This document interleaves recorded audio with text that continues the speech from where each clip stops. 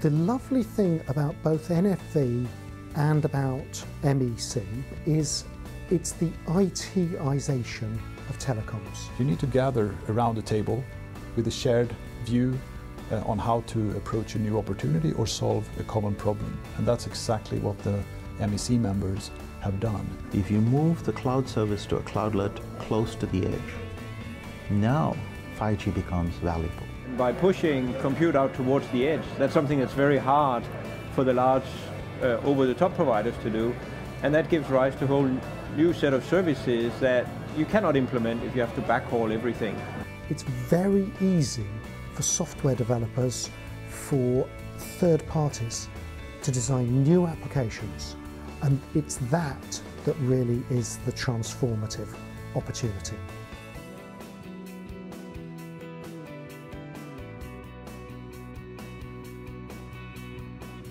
Services are starting to materialise that before really, you think, oh, that's too hard, I can't do it, because take all this stuff back, I get latency, I get packet loss, I get jitter.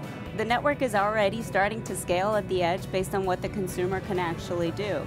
5G needs mobile edge computing to succeed. We really need to think of a completely different way of building apps, building solutions, and I think the edge compute capability allows us to do that. It's the value-added layer on top of our network, and for us it's a key part of our strategy to make sure that we highlight the benefits that the network can bring to ordinary people or to corporate customers.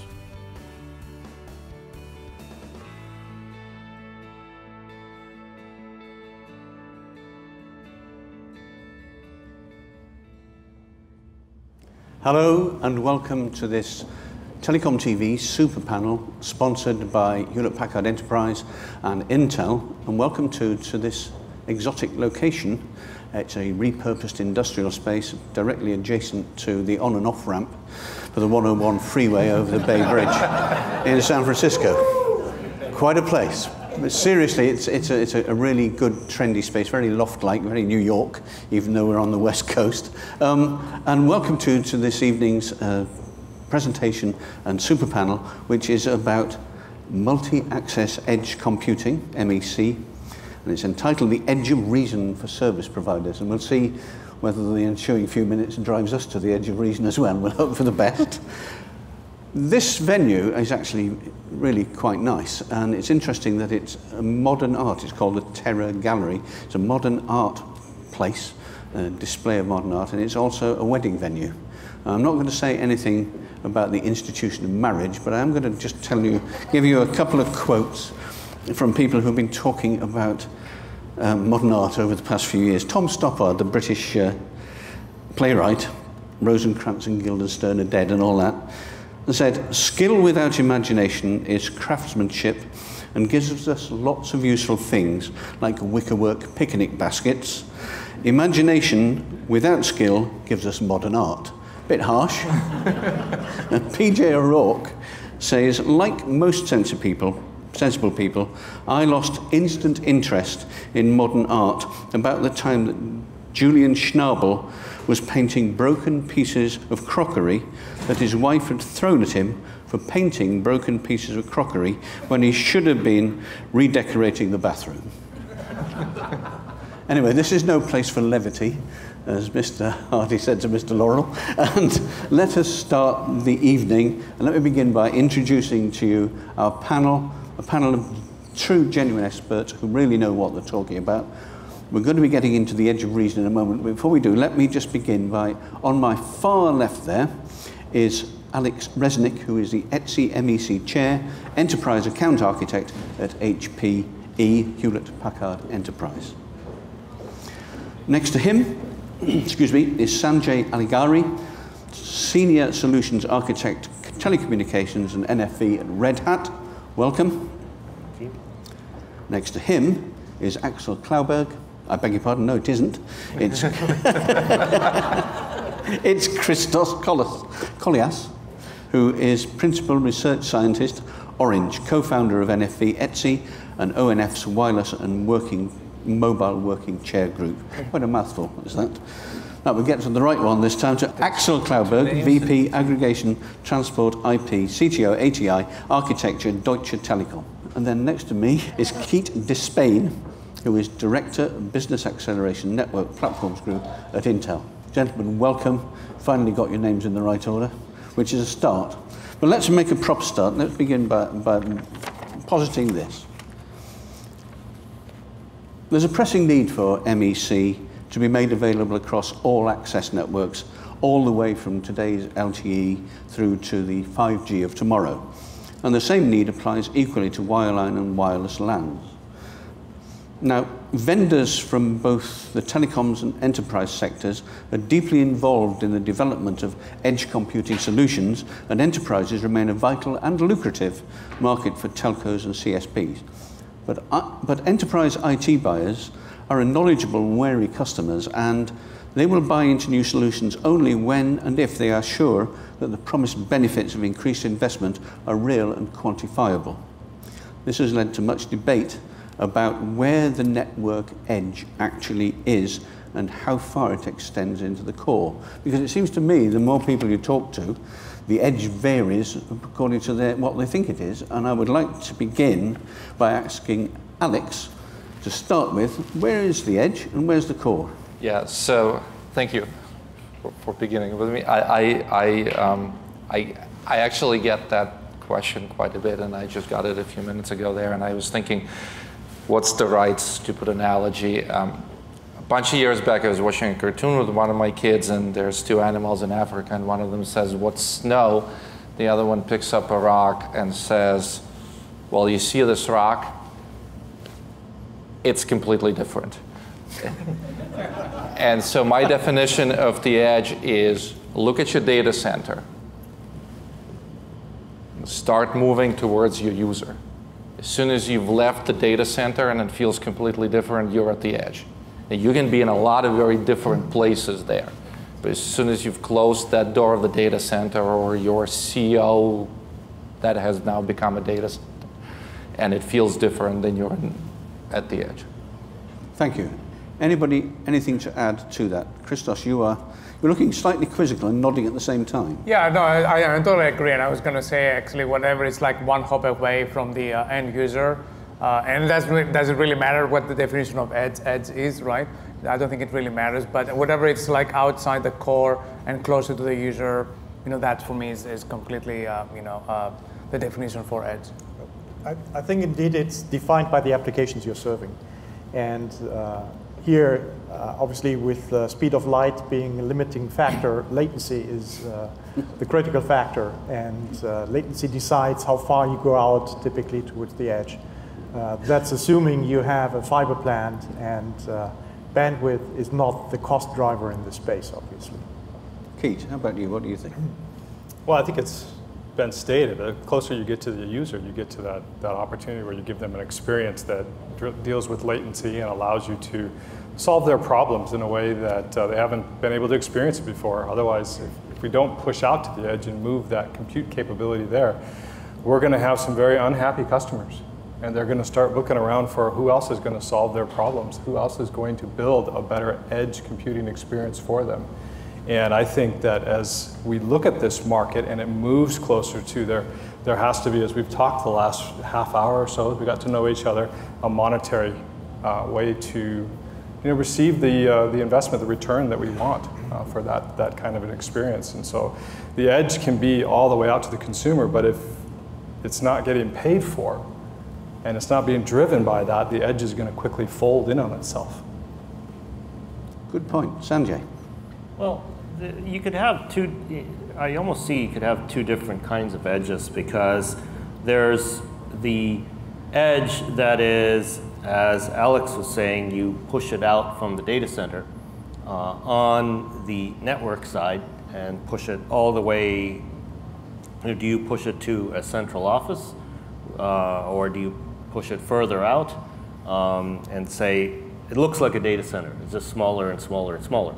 Or do you say the edge is really almost like some are talking about, the edge inside the mobile network and in the cloud RANs and things like that, and I'm going to do something in there and do some interesting things in there.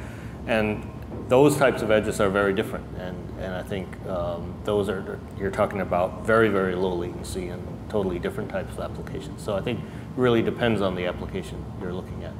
Mobile edge computing has transmuted into multi-access edge computing. What's the difference between the two? Go on, Keith, have a go at that. I think it goes to the word choice that you're using. Mobile in the wireless network and able to move around to multi-access it's no longer dependent on just being a mobile architecture. People are doing this with their cable providers that are looking at how do they make that happen. So I think it was proper to move towards more of a ubiquitous terminology. It just happened to be they both started with the letter M, so that made it much more convenient for the rest of us who live in the world of acronyms here in the telco world. Very true. Anybody anything else to add to that? I'll add to that. I think that change has been driven in some sense by ETSI, by the renaming of ETSI's group, and really what it reflects is the initial work in ETSI was driven by the mobile community. I think it's an indication of how important this topic is to the mobile community, that this is where it was driven out of. But eventually, so there was a real focus on the mobile networks. I think as we in ETSI sort of took a look at the end of our first 2 years of what we were creating, we kind of said, well, this is really applicable to any kind of edge computing or edge computing at any kind of an access, be it a Wi-Fi access or a fixed access. And so there's no reason to limit to mobile, and then therefore for PR reasons we had to change the name and find something else that started with the letter M. Okay, can we move on then? We've hammered that one. Let's talk about the use cases. What use cases do you think will warrant CSP's investment in what is deemed to be one of the key building blocks to 5G? Who'd like to start? I'll pick one then. Well, edge computing is definitely a key building block for 5G. When you look at the goal to offer various networks in one, to offer network slicing, here edge computing plays a key role. Also for offering low latency services, you definitely need to have edge computing. Now the interesting question is, what are the real use cases? What are the killer applications for this space? Typically you hear topics, AR, VR. Indeed, there are nice demos people are using today, what you could do if you would use edge computing, for example, to render a video stream per user in a VR scenario. Now, challenge is who will pay for that? Will the user value this service and pay something for it? Gaming might be an easier one, because typically people are willing to spend there. Especially for 5G, also the car industry is an interesting use case, also for edge computing. And there might be lots of things we didn't even think about. So I think this is like a future developers community which will build around edge computing once it really exists. Sanjay. So I really think that in addition to the use cases that Axel talked about, as if the interfaces are kept open, there could be this tremendous remixing of technologies where you get totally new use cases.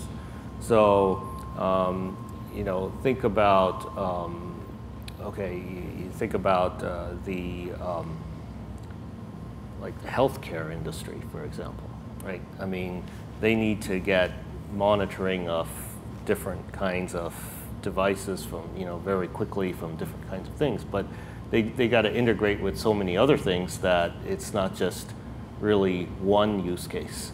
So it's got to, communicate with so many other different systems. So developers would sort of mash up location-based services with the sensor data, with the location of vehicles and other types of things, and try to put it all together. So it could be a really interesting landscape.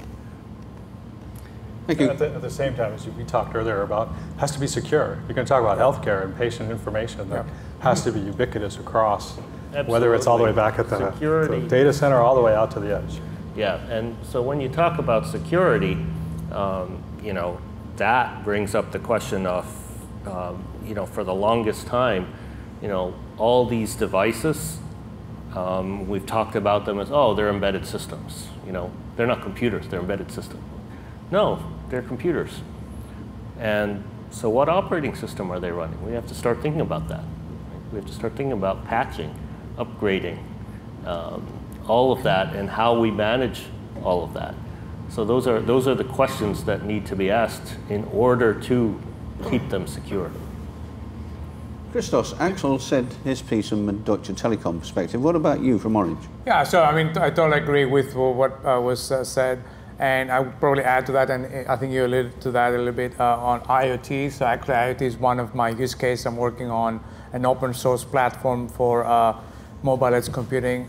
And so looking to see how IoT, and that's how I got involved in this space because of the IoT use case, and also anything that has to do with, again, low latency, CDN and video caching is going to be huge. I see also an opportunity for security. If you look at things like maybe blockchain, you know, they can be implemented at the very edge of the network. So instead of like allowing, you know, these any security attacks to happen in the core of network, maybe these can be, you know, stopped at the very edge of the network before they affect any further the network and any potential other threats.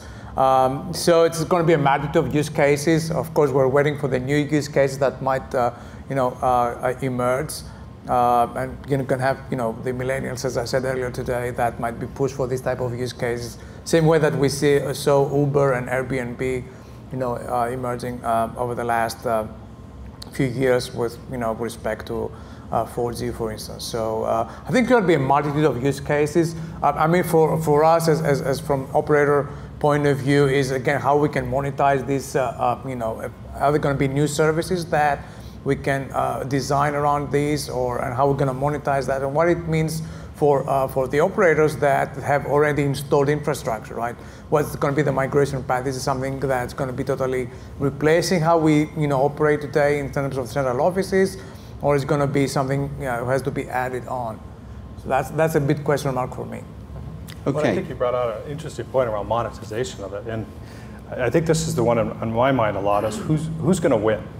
This is the new battleground out at the edge. I think the cloud and what's being done with the large data centers, the centralized organizations, that's behind us. We know who the winners are in that space, and there are some, depending on where you are in the geographies around the world, but certainly here in the US we know quite well. But the edge and how things are pushing out to that edge, this is the new battleground. And I think carriers have a distinct advantage on some sides, and a lot of downside if they don't move or if they don't react very quickly. And I just throw that out there. I mean, but we had a great talk. How you monetize that is tough, and if you don't, and if you don't make the move, you're going to get left behind. Somebody else is going to figure it out and come along. Yeah, fully agree with you. It's a major transformation actually hitting this industry. And sometimes if we're asking ourselves why the progress of network function virtualization is actually much slower than it was originally expected when we founded the ETSI ISG on NFV almost exactly 5 years ago. Well, it's not only a technical transformation, it's also a process transformation which is required, and the industry is definitely not there yet. And this is the difficulty. We need to move fast, because what you're seeing already in the market is that a lot of the web scale companies are moving towards the edge as well. So I still believe for a CSP, this is a unique opportunity, and we have to act and address that. Yeah, I will say though, the difference between NFV and MEC is NFV to a very significant extent is an internal transformation of a telco industry that has to happen, but it is internal.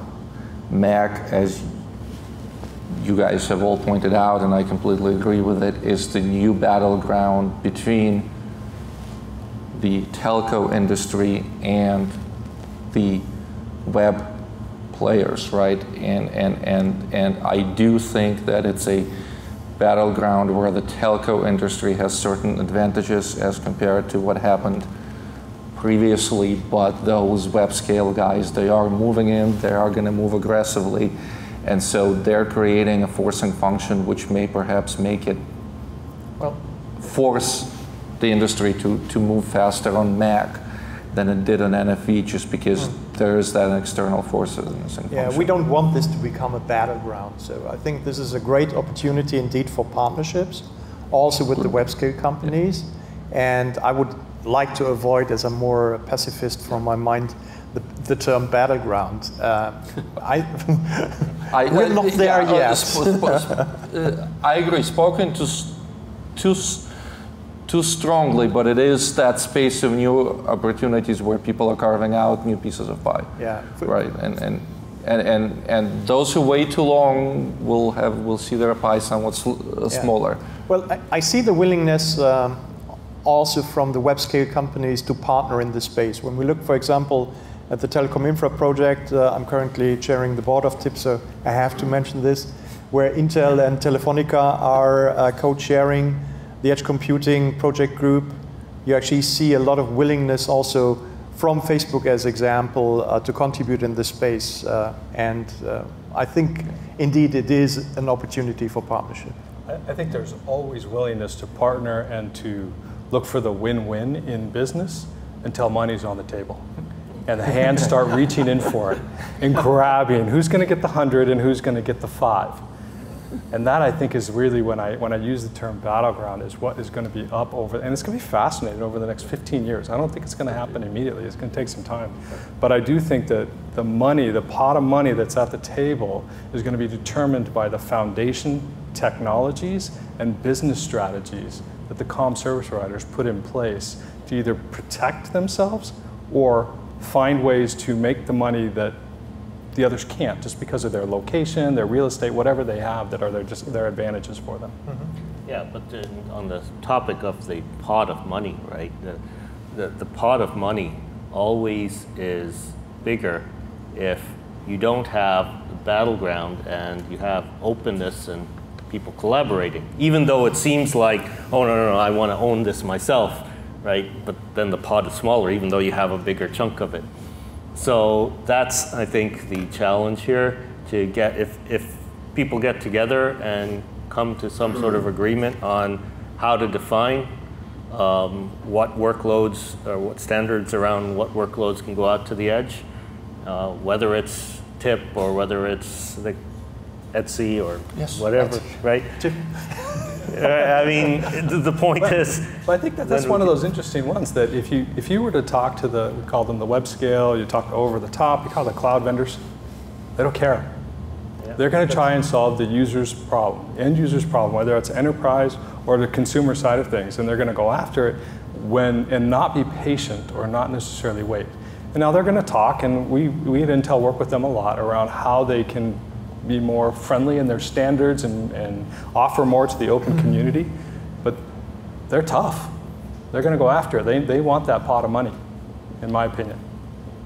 Definitely, but they also value the openness. I can tell you a story back from the past when we developed the first concepts which led to edge computing back in 2013. We were talking to some of the web scale companies indeed on a partnership. And they said, well, it's kind of a nice idea, but if all of the telcos come up with their own design here, we will never do it. We need agreement and open interfaces to actually work on that. And the industry is not there yet. So we have to keep that in mind as well. And if we don't get together, if we don't solve the problem, indeed, other players will move and will create facts.